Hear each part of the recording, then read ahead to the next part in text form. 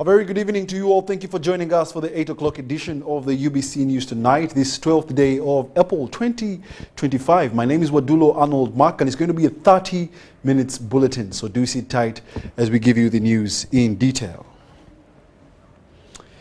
In our top story today, as hundreds gathered in Yumbe district to celebrate this year's Peace Day, a section of leaders are now asking government to speed up the process of total pacification of West Nile as a fulfilling key particular aspect to the pending promises in the area. According to the leaders for the region to fully recover and catch up with the rest of the country, a deliberate effort is needed by government, and these are the details.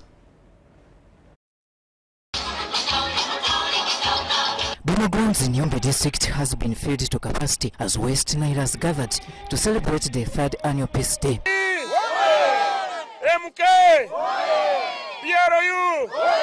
The day, which reflects on the achievements of the 23-year-old peace agreement between government of Uganda and former warlords of Uganda National Rescue Front, has attracted, among others, leaders and peacemakers. For me, I'm very happy that I'm part of this, and I've been remembered by the people of Yumbe.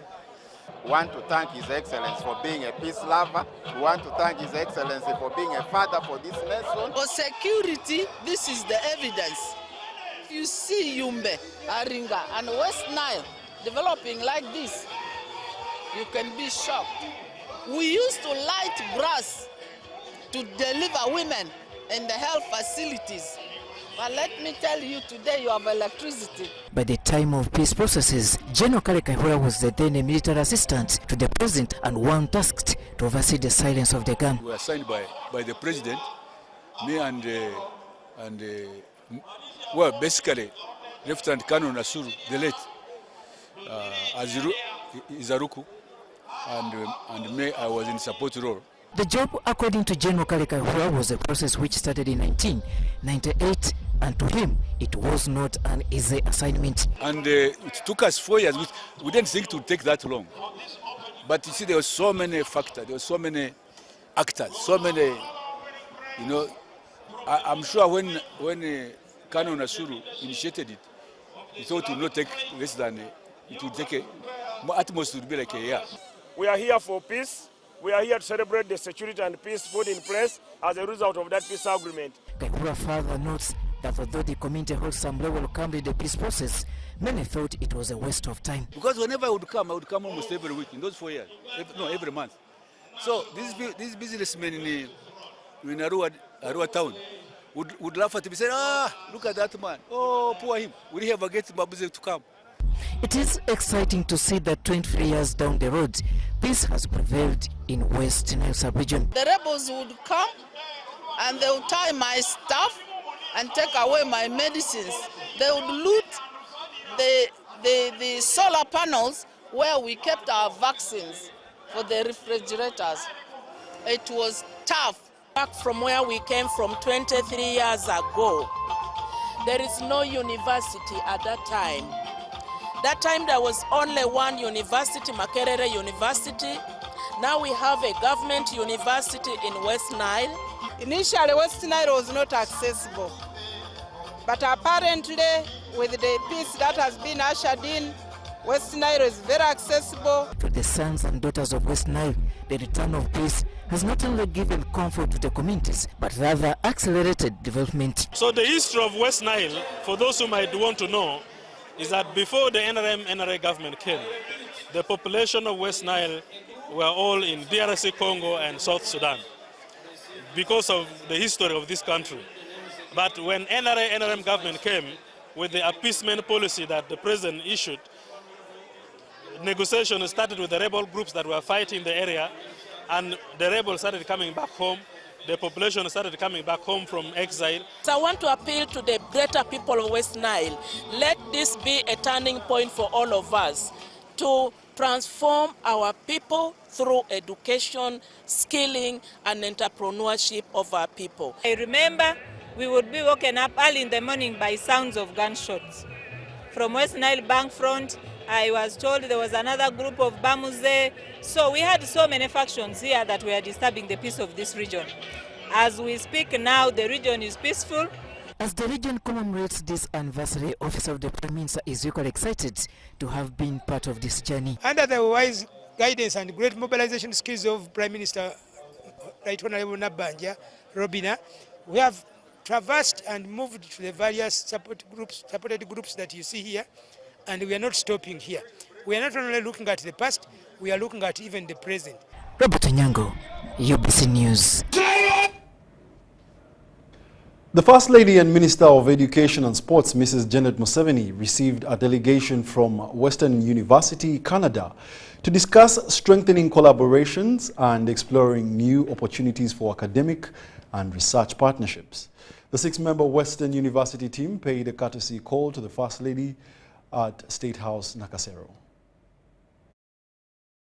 The First Lady welcomed the delegation to Uganda and highlighting the strong historical and academic ties between Uganda and Western University, particularly in health and infectious disease research. She lauded the success of current student exchange programs between the two countries and pointed out the importance of careful planning to ensure these exchange programs benefit young people while enabling Ugandan universities to properly accommodate international students. So we have to think about these programs and plan for them, and it may take some time before we can really be able to do the exchange programs that we know would benefit our own young people and also the others who come from elsewhere. We would like to see our partners come from elsewhere and come and work with our young people at these universities. The partnership between Uganda's Joint Clinical Research Center and Western University School of Medicine and Dentistry has enabled many students from both institutions to study and train together. We would really want to work with you more and build these relationships for our young people so that they know that they all have a duty to transform the world as it is for tomorrow. You may find our young people can still make our world a better place than it is right now. So let's explore everything that's doable, and we do what we can in this season of our lives. The First Lady urged the Western University team to consider expanding partnerships with other Ugandan universities, including Barra University of Science and Technology, noting its medical school's successful community-based learning approach. Dr. Opio Loya expressed Western University's commitment to strengthening existing collaborations with Ugandan institutions and exploring new opportunities. We are looking to strengthen, to continue to tighten, and to see what we can do together to collaborate. Okay. We think that there is a lot of room and area where we can collaborate, where we can learn, and continue to guide our young people in a good way. That's right. We identified East Africa and Uganda in particular as one of the, say, 3 or 4 regions of the world that we are going to focus on. So I've described our visit in camping terms. I don't know if you've ever gone camping, probably not. But reporting for UBC, Paguma William. The chief administrative officers and town clerks from all districts in Uganda have been tipped on internal security by the outgoing Deputy Director General of the Internal Security Organization, Colonel Emi Katabazi. The local government accounting officers are attending a 2-week strategic leadership and management training at the National Leadership Institute in Chankwanzi. The main objective of the refresher training in Chankwanzi for these local government accounting officers is to revitalize and upscale their knowledge, skills and competencies for them to perform their office obligations effectively.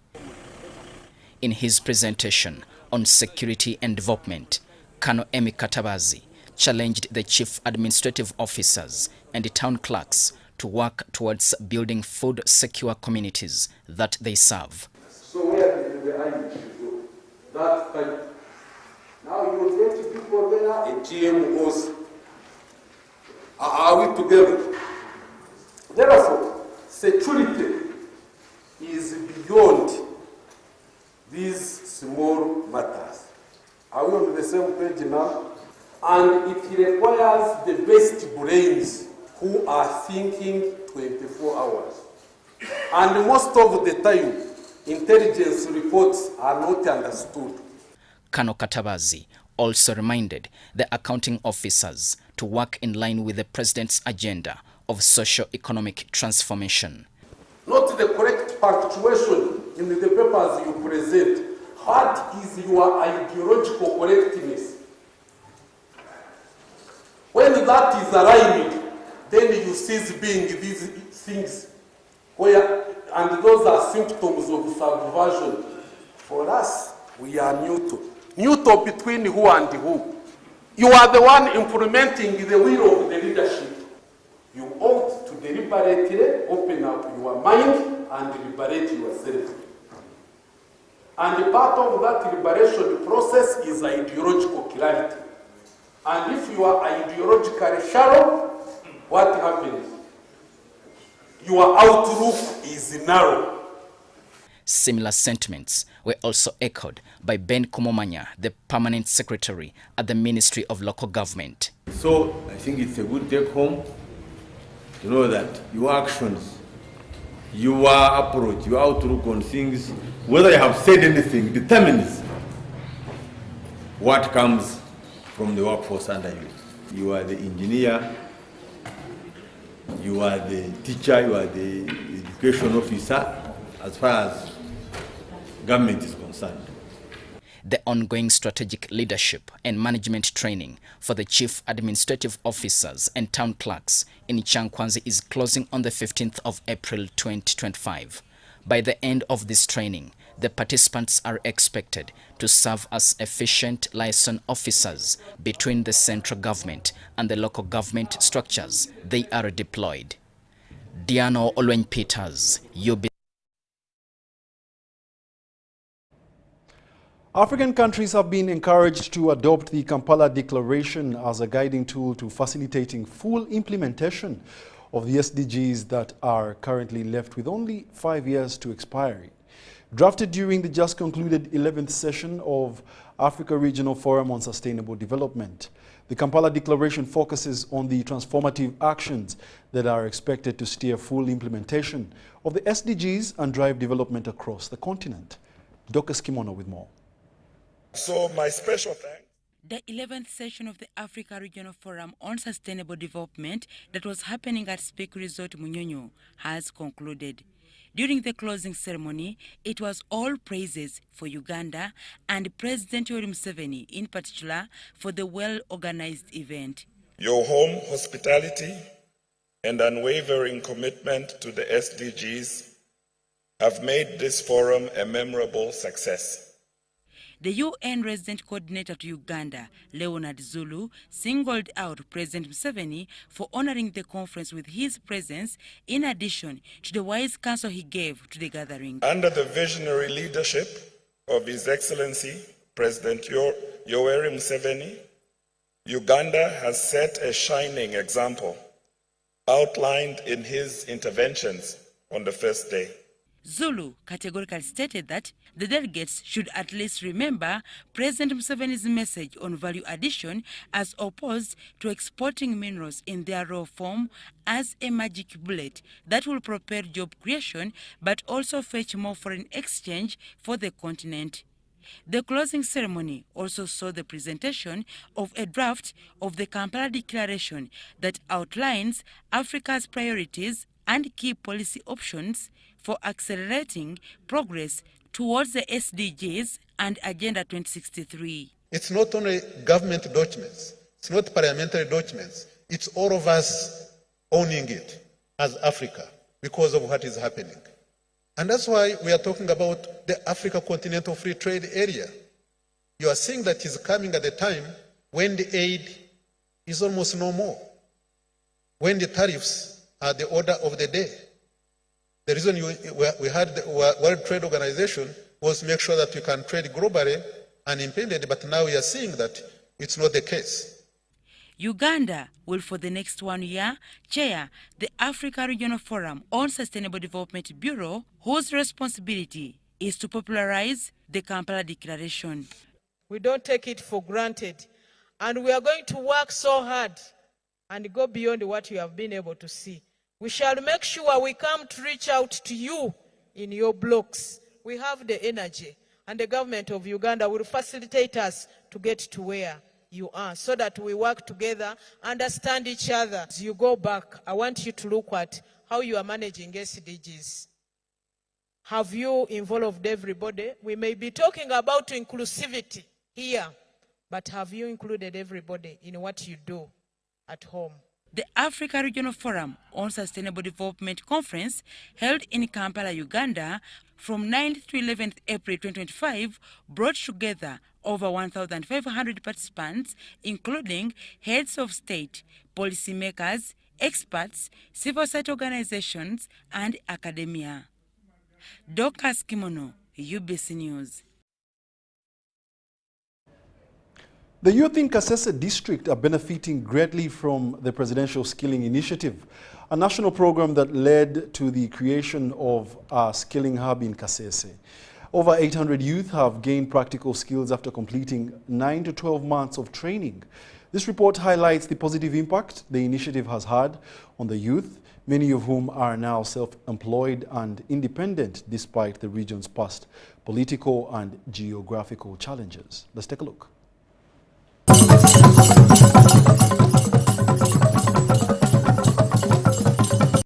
Rwenzori region is one of the many regions in Uganda with complex geographical terrain.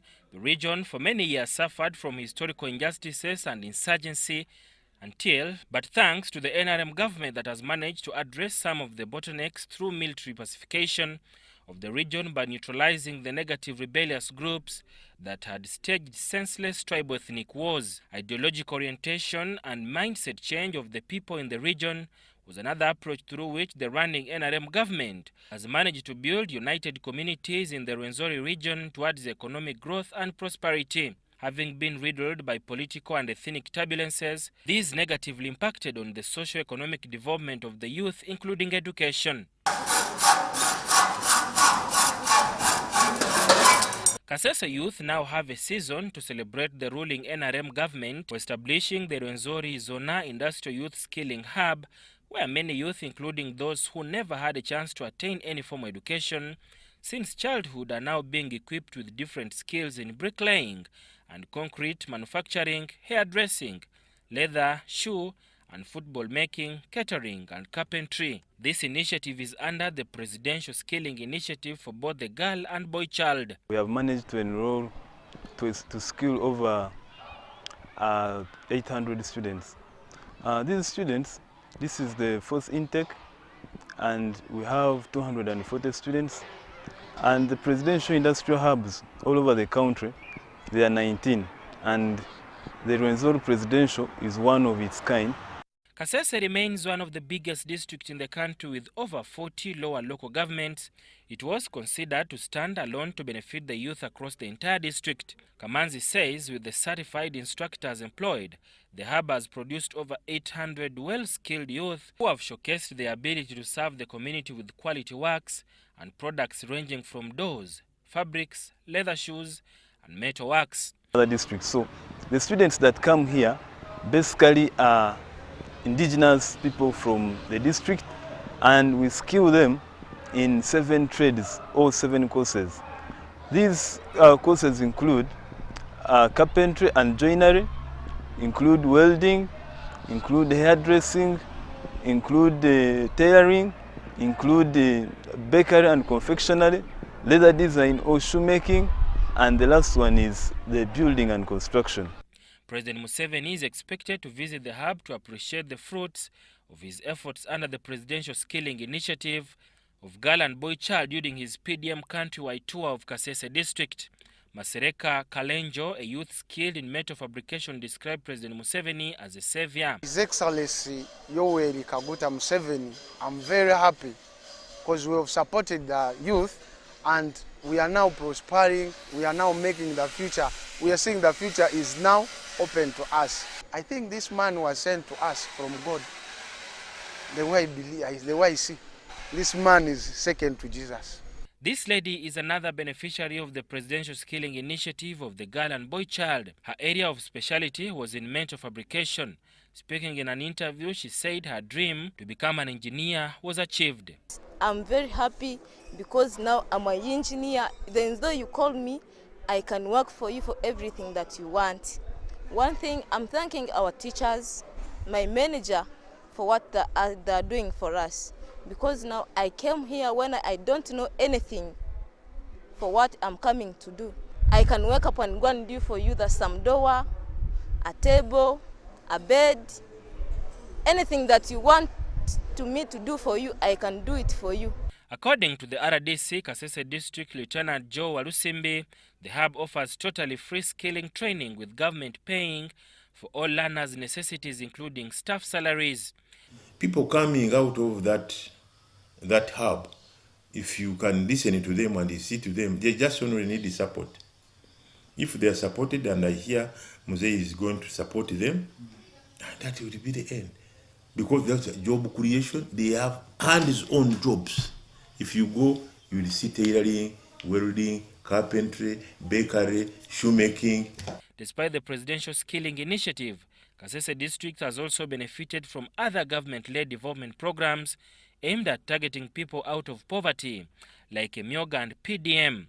But when is the president expected to be in Kasese District on a fact-finding mission on the performance of the PDM in the region? We're just waiting for him to come. And now what we are doing as I speak now is to inform people to come and welcome their president. The Emyoga lines are clear lines. There's nobody who can go and forge this or this. No. Everything is in line. Emyoga, PDM, and other Luwero Rwenzori, women, youth, everything. Irrespective of its complex geographical terrain, the LC5 Kasese District Bukombi Erifazi applauded government for its commitment to extend services and development-led programs to the people. The issue of considering Kasese as hard reach has been considered and is now already in the framework, meaning that beginning in July 2025 into the new next financial 2026, Kasese is going to be considered. And therefore, our teachers in the mountains, health workers, sub-county chiefs, parish chiefs, all the workers who are working in those areas are going to benefit from hard reach. Apparently, all PDM implementers in Kasese District are on high alert ahead of the president's arrival to monitor and visit successful beneficiaries of the PDM project. Sada Mubale, Stephen Kalisha, UBC News.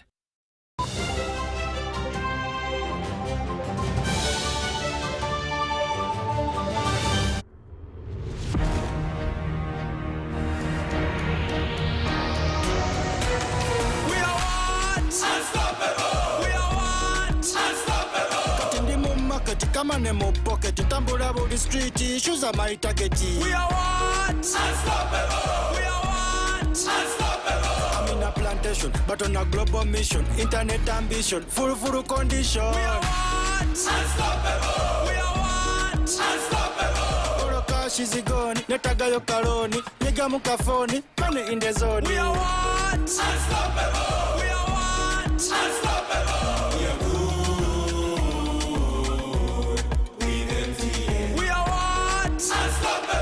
With you and MTN together, our ambition is unstoppable. We are what? Unstoppable!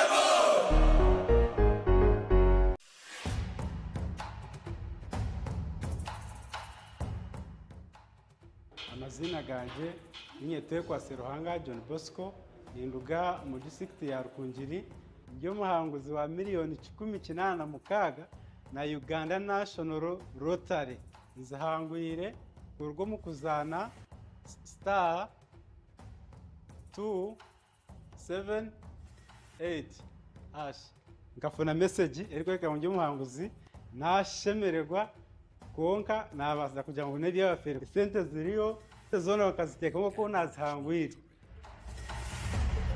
Uganda National Lottery. Dream, play, win. Participants must be 18 years or older. Play responsibly. The Uganda National Lottery is operated by Ituba Uganda and regulated by the National Lotteries and Gaming Regulatory Board.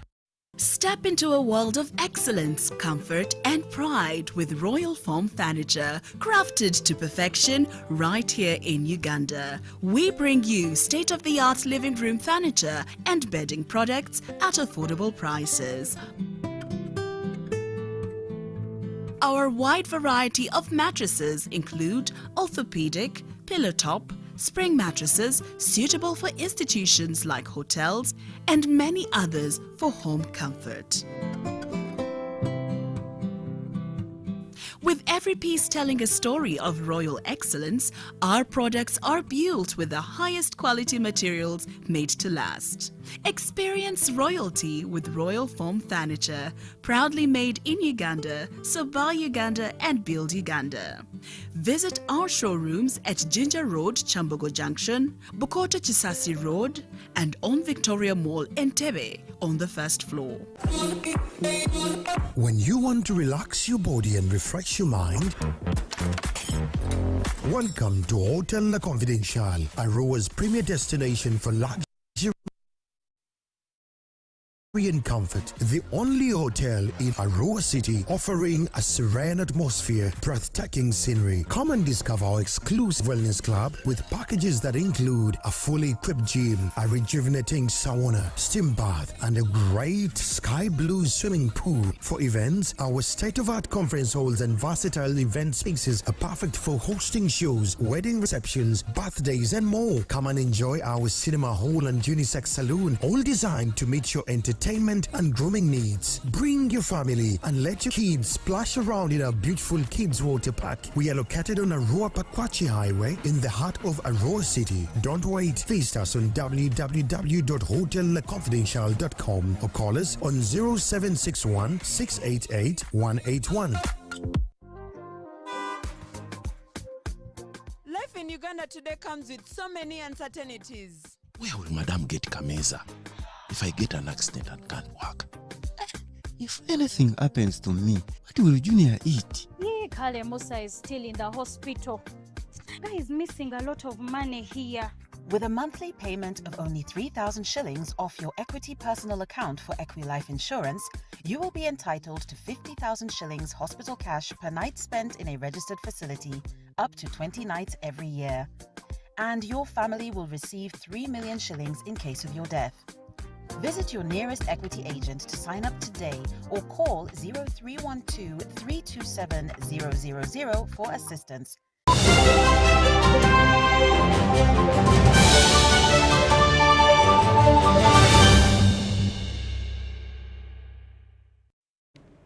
Welcome back. You're still watching the UBC News Tonight, broadcasting live from Nile Avenue. We take you into more news.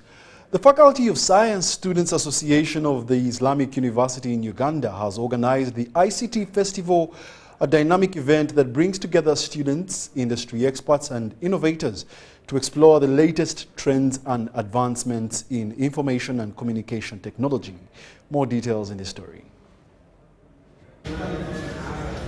The ICT Festival at Islamic University in Uganda promises to be an exciting and enriching experience, as seeing innovative projects, hearing from experts, and celebrating the creativity and talents from students. For example, in networking, challenges that have been there.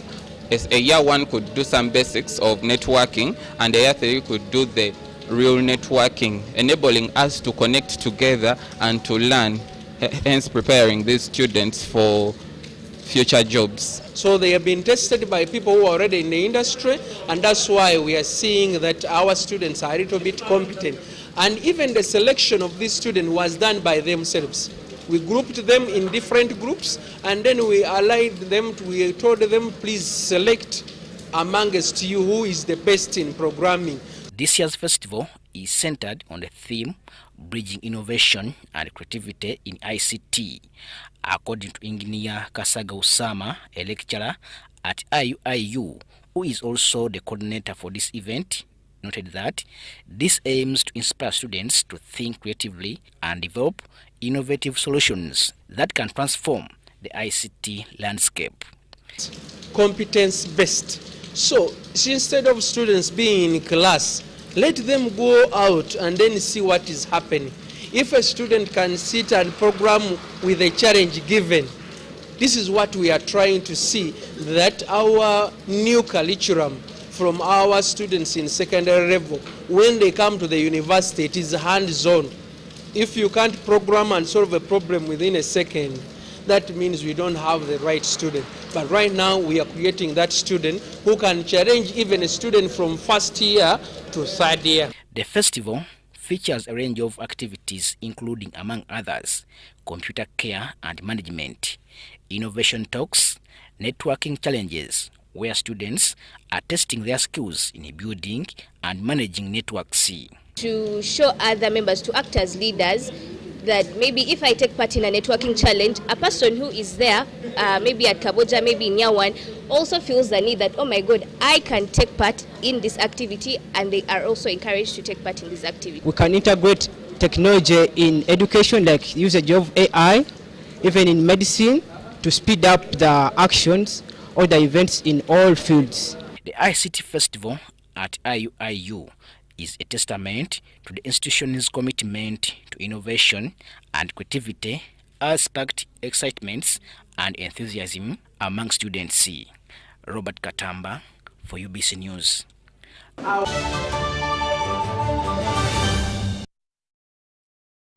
Well, it's sad to say that we have come to the end of our 8 o'clock edition of the UBC News tonight. However, do join us later on at 10 p.m. for a lengthier bulletin. My name is Wadulo, Arnold, Mark, and Dorothy Namuyomba on sign language. Without further ado, up next is the weekly business roundup.